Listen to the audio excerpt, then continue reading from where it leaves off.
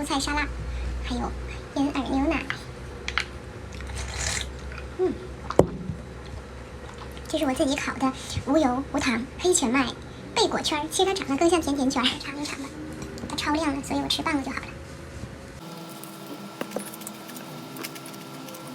上面放了酸黄瓜，然后生菜，还有刚才自己烤的牛肉，牛肉也是昨天晚上提前腌好的，烤了一小块，然后又是用这个黄芥末酱拌了一个蔬菜沙拉。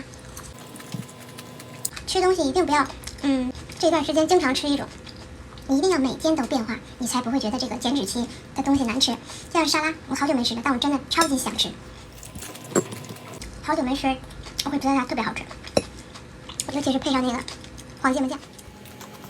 我现在已经习惯先吃点东西再喝黑咖啡了，因为大家都说空腹喝黑咖啡对胃不好。其实不管是减脂还是怎么样，我们都是希望自己有一个健康的身体。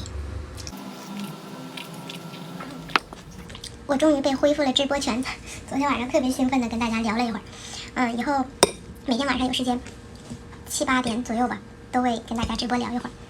今天晚上如果有时间的话，大家可以约一下。然后这个贝果对我来说，它那个碳水是超量的，所以我只吃那个一半。